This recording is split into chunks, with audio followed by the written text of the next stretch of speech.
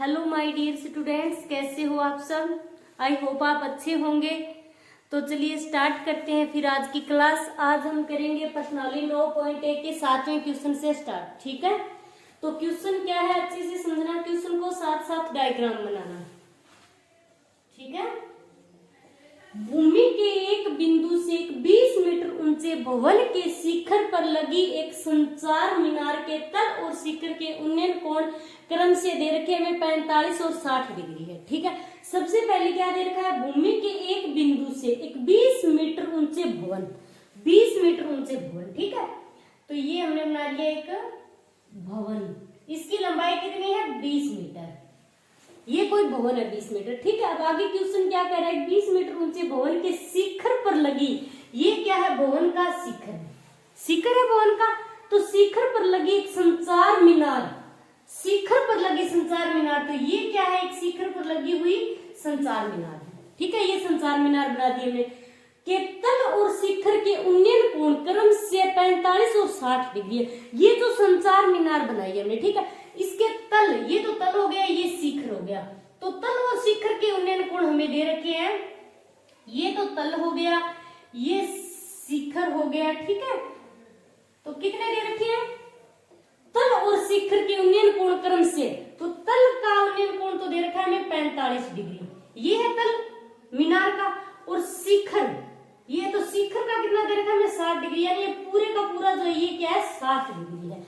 मीनार की ऊंचाई ज्ञात कीजिए, हमें क्या करनी है, मीनार की ऊंचाई ज्ञात करनी है। तो मीनार की ऊंचाई कौन सी होगी, ये तो भवन की हो गई। ठीक है, 20 मीटर, ये क्या है इतनी जो है, ये है मीनार की ऊंचाई, इसलिए हमने h मान लिया, ये हमें ज्ञात करनी है। ठीक है, तो इसको नाम दे दिया हमने A, B, C और D। ओके, अब हम बात करें कोण की, तो कोण कौन कौन से, एक तो 45 डिग्री 60 डिग्री है। ये जो 45 डिग्री वाला कोण है, 45 डिग्री वाला सिर्फ इतना जो है, ये क्या है 45 डिग्री है। तो इसके सामने की भुजा कौन सी है, इस खाली इस कोण की, ये जो 45 डिग्री वाला कोण है, इसके सामने वाली भुजा कौन सी है, ये भुजा है। इस 45 डिग्री के सामने वाली भुजा क्या है, ये, तो ये क्या हो गई लंब। ठीक है, और ये है 90 डिग्री का कोण, तो 90 डिग्री के सामने वाली भुजा, दोनों कोणों के लिए 90 डिग्री के सामने वाली ये दोनों भुजाएं हैं, तो इसका मतलब ये दोनों भुजाएं क्या हो गई, कर्ण।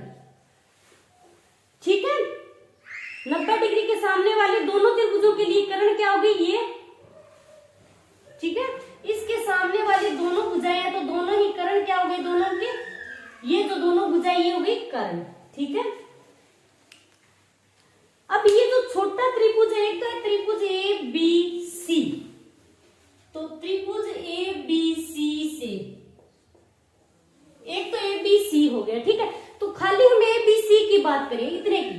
ठीक है, तो इसमें क्या है 45 डिग्री है, तो इसके सामने वाली भुजा तो लंब होगी, खाली इतनी भुजा लंब होगी। ठीक है, इस छोटे त्रिभुज की बात कर रहे हैं हमें। ठीक, और इसका कर्ण क्या हो गया, ये भुजा है इसका कर्ण, तो ये कर्ण है, ये लंब है। बात किसमें संबंध दे रखा है, खाली लंब और कर्ण में, तो ये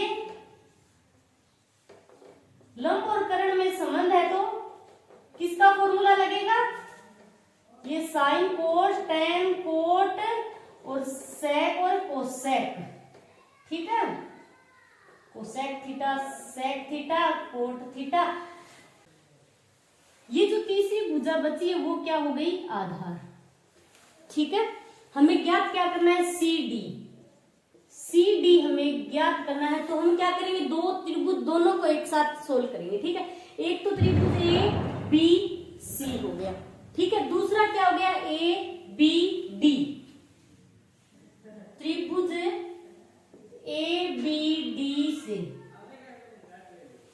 दोनों त्रिभुज ले लिए हमने। ठीक है, अब हम पहला सोल्व करेंगे, तो इसमें संबंध हमें किसमें दे रखा है, लंब और आधार में। ठीक है, लंब और आधार में, दोनों में आधार दोनों त्रिभुजों के लिए क्या है, सेम है।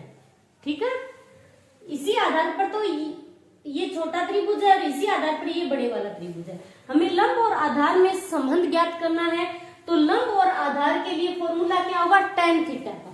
tan थीटा का लगेगा, तो tan छोटे त्रिभुज के लिए लेंगे तो भी ए आएगा। tan a बराबर फॉर्मूला क्या होगा, लंब बटे आधार, लंब बटे आधार। और इसमें भी त्रिभुज ए बी डी बड़े वाला त्रिभुज है, इसमें भी क्या होगा tan a, तो tan a बराबर लंब बटे आधार। ये हो गया फॉर्मूला, ठीक है। अब मान रखते हैं इसमें tan a, छोटा त्रिभुज ए बी सी, तो इसके लिए tan a क्या होगा 45 डिग्री होगा। छोटे वाले के लिए क्या है 45 डिग्री, तो आप लिख देना कि tan 45 डिग्री बराबर लंब क्या है इस त्रिभुज का, छोटे वाले त्रिभुज का लंब है ये 20 मीटर, तो लंब की जगह आप लिख देना 20 मीटर। आधार क्या है AB, आधार दोनों के लिए सेम है तो आधार AB हो गया। अब tan 45 का मान क्या होता है आप लोगों को पता होना चाहिए, टेबल याद होगी आपको, तो tan 45 का मान होता है 1, ठीक है। तो tan 45 की जगह लिख दिया मैंने 1 बराबर 20 बटे AB, इसके बटा में 1 लगा दो कोई फर्क नहीं पड़ेगा। अब क्या करेंगे हम तिरछा मल्टीप्लाई कराएंगे, तिरछा कैंची टाइप, तिरछा मल्टीप्लाई कराएंगे तो AB को 1 से कराएंगे तो 1 AB आएगा, बराबर 20 को 1 से कराएंगे तो 20 ही आएगा। इसका मतलब AB कितनी आ गई 20। क्या त्रिभुज ABD से अब दूसरा सोल्व करेंगे हम, बड़े वाला त्रिभुज, ठीक है, त्रिभुज ABD से, ठीक है। तो इसमें tan A बराबर लंब बटे आधार, tan A, tan कितना लेंगे इसमें, थीटा कितना लेंगे 60 डिग्री, इस पूरे का पूरा त्रिभुज है, इसमें tan क्या है, थीटा क्या है 60 डिग्री है, तो लिख देंगे कि tan 60 डिग्री बराबर लंब क्या होगा। अब इसमें ये पूरे त्रिभुज, बड़े वाले त्रिभुज की बात हो रही है, तो इसका लंब क्या होगा, ये पूरे का पूरा जो है ये क्या है लंब है, ठीक है। तो BD लंब हो गया बटे आधार क्या है AB। tan 60 डिग्री का मान क्या होता है, tan 60 डिग्री का मान √3 होता है, ठीक है। तो √3 बराबर BD पूरी है, तो इसमें BC तो है 20 मीटर, पूरी लंबाई लिखनी है हमें, तो BC तो 20 मीटर है, CD कितना है H, तो इसको हम लिख सकते हैं 20 प्लस H, पूरी लंबाई लिखनी है तो 20 प्लस H लिख सकते हैं हम, तो BD को हमने लिख दिया 20 प्लस H बटे AB की हमें अभी निकाली, AB की लंबाई कितनी है 20 मीटर, तो 20 इसके। अब क्या करेंगे तिरछा मल्टीप्लाई कराएंगे, तो कितना आएगा, ये तो हो गया 20 √3, ठीक है, 20 को √3 से कराया तो 20 √3 बराबर 20 प्लस H को 1 से कराएंगे तो क्या आएगा 20 प्लस H ही आएगा, ठीक है। अब हमें खाली H का मान निकालना है, ठीक है, H को इधर रखेंगे तो 20 √3, ये 20 इधर आएगा तो माइनस का हो गया, H अपनी जगह है, ओके। अब हम क्या करेंगे कि 20 इन दोनों में 20 कॉमन आ रहा है तो 20 कॉमन ले लेते हैं हम, 20 कॉमन ले लिया तो अब अंदर क्या बचा √3 माइनस 1 बराबर H, ये क्या हो गई H की लंबाई, ठीक है, मीटर लगा देना यहाँ पर, ये क्या है H, ये H हमें ज्ञात करना था CD, तो CD बराबर आप लिख सकते हो 20 फिर ब्रैकेट में है √3 माइनस 1 मीटर, ये है इसकी मीनार की ऊंचाई, ठीक है। अब करते हैं इसका 8वां क्वेश्चन। 8वां क्वेश्चन क्या है, एक पेड़स्टल के शिखर पर एक 1.6 मीटर ऊंची मूर्ति लगी है।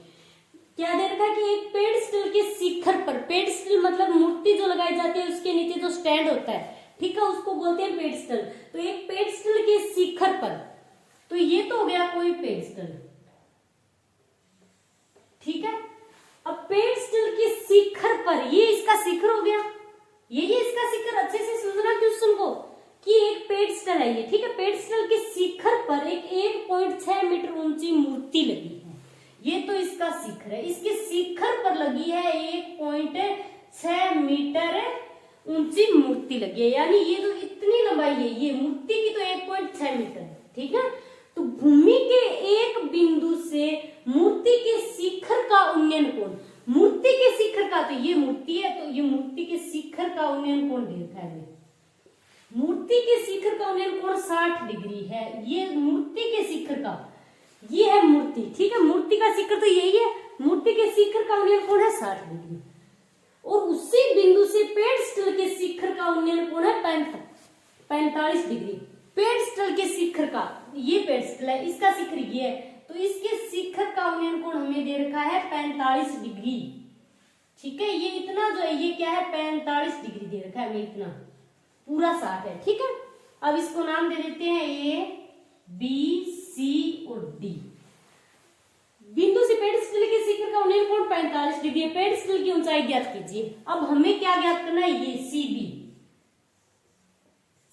हमें ज्ञात करनी है, पेड़स्थल की ऊंचाई। तो इस ऊंचाई को हम h मान लेते हैं। ठीक है, ये इतनी जो है सी बी ये हमें ज्ञात करनी है। ठीक है, ये सेम पिछले क्वेश्चन जैसा ही है, उसमें तो क्या था, ये ऊपर वाली लंबाई ज्ञात करनी थी, इसमें ये ज्ञात करनी है, बाकी क्वेश्चन सेम है। ठीक है, तो अब इस क्वेश्चन को सोल्व कैसे करेंगे, वही तरीका है, ये लाल का। पहले कौन सा त्रिभुज लेंगे, त्रिभुज ए बी सी, ये 90 डिग्री का कोण है। ठीक है, त्रिभुज ए बी सी से एक तो ये त्रिभुज लेंगे, एक बड़े वाला त्रिभुज ए बी डी। ठीक है, तो दूसरा हो गया त्रिभुज A B D C. Okay, अब बात करते हैं छोटे त्रिभुज की, ए बी सी की। ठीक है, ए बी सी, तो ये कोण क्या है 45 डिग्री, तो 45 के सामने वाली भुजा क्या होगी, लंब। तो इस छोटे वाले के लिए तो लंब क्या हो गया, ये जो छोटे वाला त्रिभुज है, ये छोटा त्रिभुज। ठीक है, खाली इसकी बात चल रही है, तो इसके लिए तो लंब क्या हो गया, ये भुजा ही होगी, इसके लिए लंब इतना। ठीक है, h, इसके लिए तो लंब हो गया ये h, और ये लंब हो गया 90 डिग्री, ये 90 डिग्री, तो इसके सामने वाली भुजा क्या होगी, कर्ण।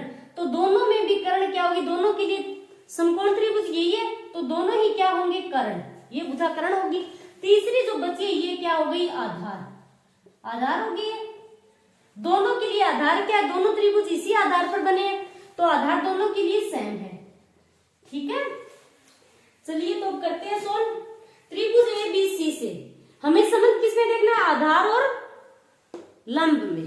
तो आधार और लंब, ये लंब और आधार और लंब ये रहे, लंब और आधार। ठीक है, इसके लिए क्या होगा, tan थीटा का फॉर्मूला लगेगा। तो tan ए ज्ञात करना है हमें, तो tan ए बराबर है लंब बटे आधार। दूसरा क्या है, tan ए ही होगा दोनों के लिए, tan ए बराबर लंब बटे आधार। आ रहा है समझ में। चलिए तो पहला सोल्व करते, tan ए त्रिभुज ए बी सी, छोटे वाले त्रिभुज की बात कर रहे हैं अब हम। ठीक है, tan ए, तो छोटे वाले के लिए कोण क्या है 45 डिग्री होगा। ठीक है, तो हम लिखेंगे यहां पर कि tan 45 डिग्री।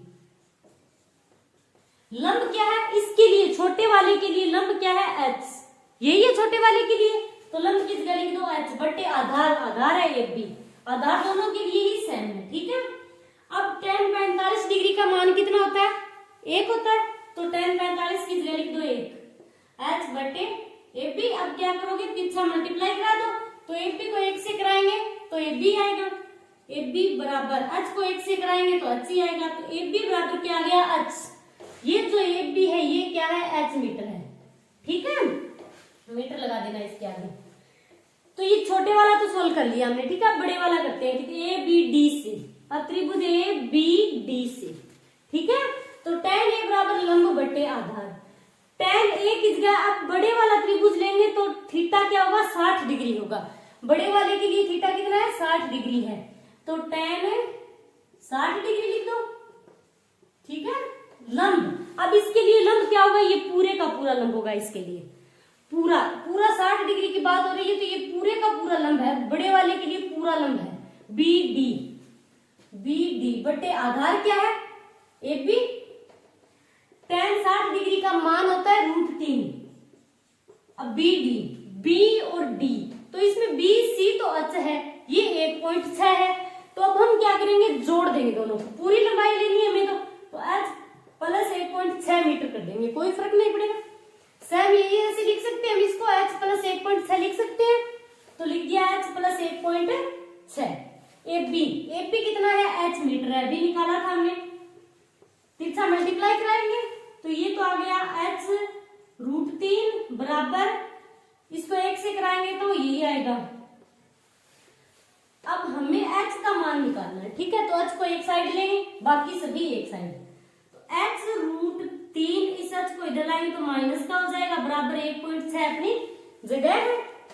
अब h इसमें भी h है, इसमें भी h है, तो h कॉमन ले लेंगे हम, h कॉमन आ गया, अंदर क्या बचा, √3 माइनस 1 है बराबर 1.6, यही बचा है। अब तो हमें h का मान निकालना है, खाली h का मान। तो अब हम क्या करेंगे, h बराबर 1.6, ये h के साथ ये चीज जो गुणा में है ये क्या हो जाएगी, भाग में आएगी, √3 माइनस 1।